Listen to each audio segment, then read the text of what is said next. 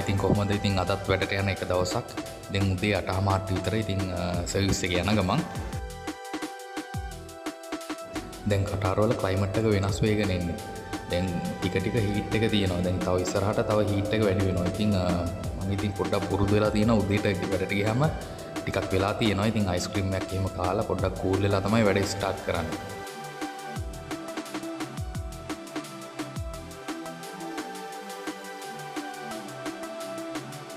හරි ඉතින් අයිස්ක්‍රීම් එකක් ගත්තා. දැන් ඉතින් රෙස්ටෝරන්ට් එකට ගිහලා ටිකක් වෙලා ඉන්න පුළුවන්. විනාඩි 10ක් 15ක් විතර වෙලාව තියෙනවා. ඉතින් අයිස්ක්‍රීම් එක කාලා හිමීට ෂිෆ්ට් එක ස්ටාර්ට් කරන්න තමයි තියෙන්නේ.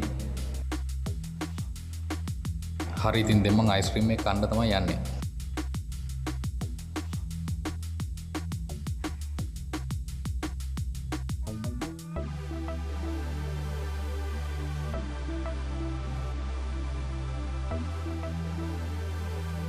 මීට මාස 2-3කට කලින් කටාරවල ගොඩක් සීතලයි. ඉතින් අපි ජර්සි එහෙමත් ඇඳගෙන තමයි වැඩට එන්නේ. ඉතින් දැන් ඇත්තටම ගොඩක් රස්නී. ඉතින් තව ඉස්සරහට තව හීට් එක වැඩි වෙනවා.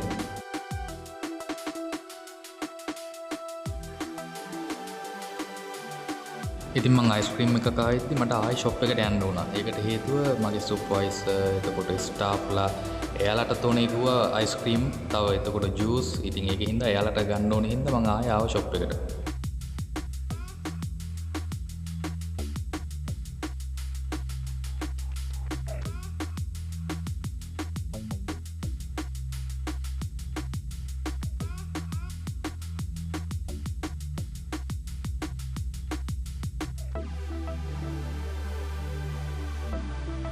ඉතින් මම වැඩ කරන්නේ රෙස්ටෝරන්ට් එකකනේ. ඉතින් මේ රෙස්ටෝරන්ට් එකේ එක කෑම වර්ග තමයි මේ හදන්නේ.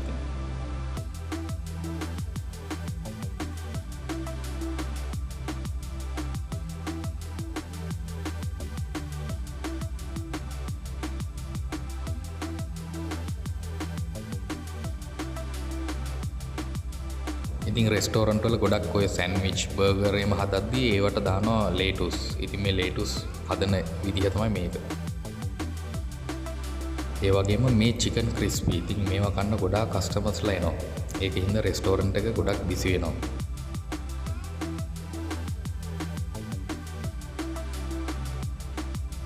එතකොට මේ තියෙන බර්ගර් එකක් හදන විදිය මේ වගේ එක එක විදියට බර්ගර්ස් හදනවා.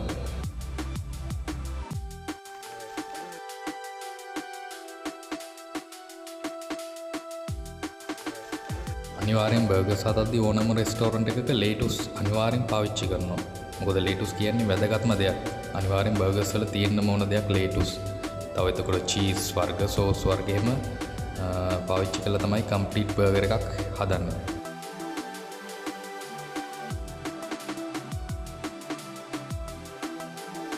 හරි ඉතින් මගේ ඩියුටි ඉවරයි දැන්. දැන් මම ඇකොමඩේෂන් එකට යන ගමන් මගේ සර්විස් එකේ ටිකක් මහන්සි. හරි ඉතින් එහෙනම් මම ආයෙත් වීඩියෝ එකකින් එන්නම්. හැමෝටම සුබ දවසක්.